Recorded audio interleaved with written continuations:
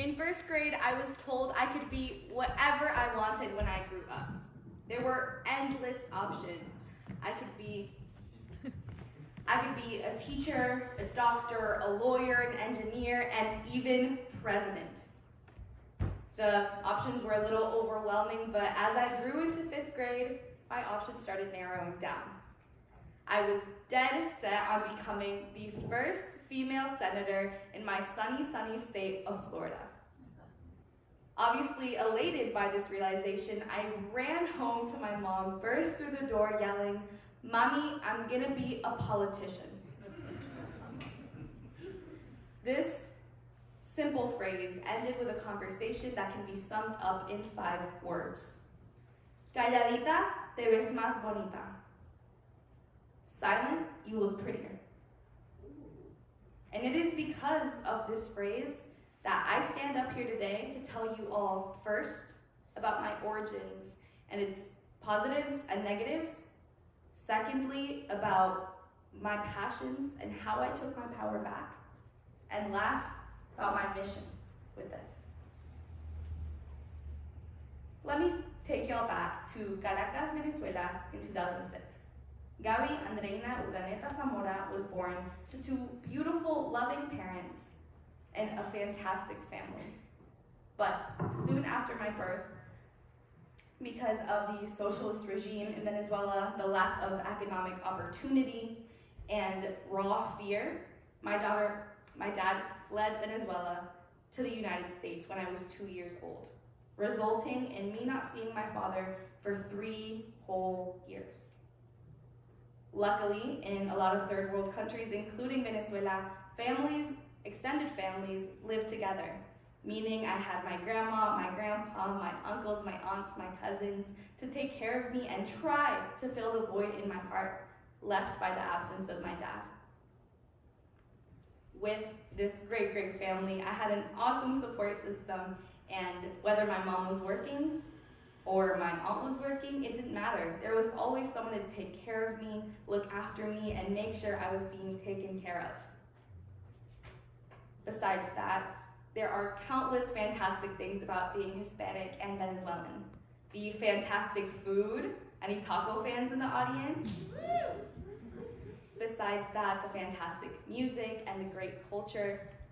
But when I moved to the United States, when I was 5 years old, finally coming back to my father, I ran into his arms at the airport. He always tells me about how afraid he was that I wasn't going to recognize him because I had only seen him when I was so young. But I immediately, across the airport, ran into his arms yelling, "Papi, papi," and we hugged and cried, and I felt like I was at home again. My beginnings in the United States were quite humble, living in Miami, Florida.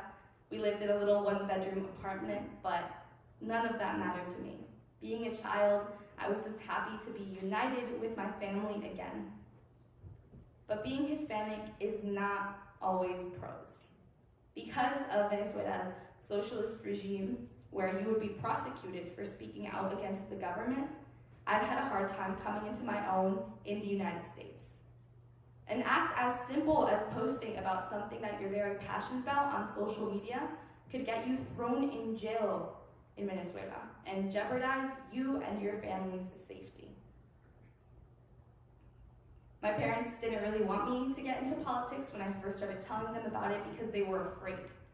I love my parents for taking care of me and protecting me in that sense, but it was very difficult to fight between my American side and my Venezuelan side, knowing that I was passionate about politics, that I wanted to speak out, that I wanted to change the world, but being afraid. Besides that, I want you all to understand the experiences of Latinos in politics in the United States.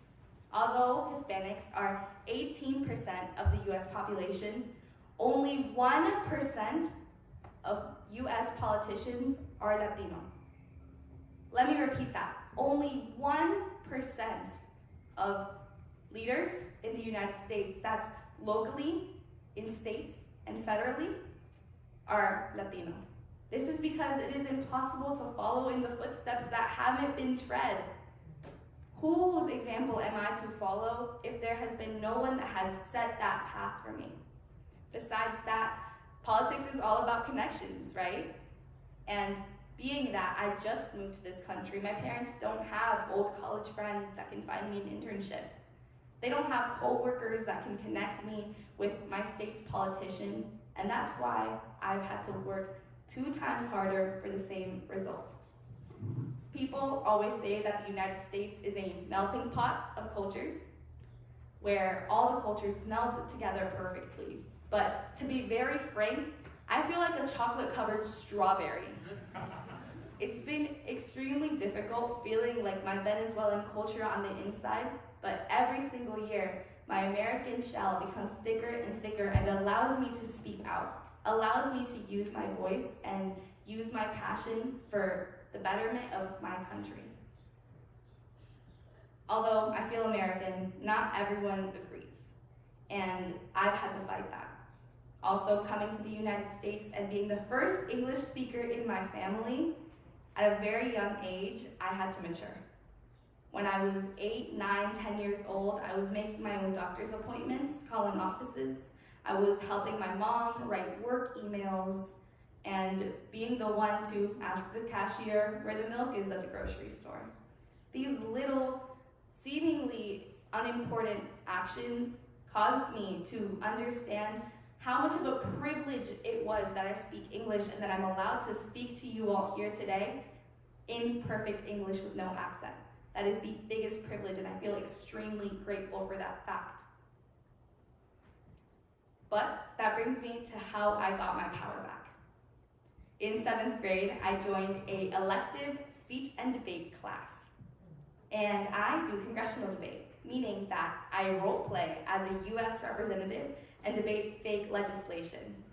It's legislation ranging from anything in foreign politics, international affairs, the judicial system, infrastructure, and even Venezuela a couple times. It allows me to transcend on my culture and use my voice with no interruptions and in a safe space. Because of my heritage, I take every single opportunity that comes to me, and I implore you all to do the same, because we need to be grateful and make the best out of absolutely everything.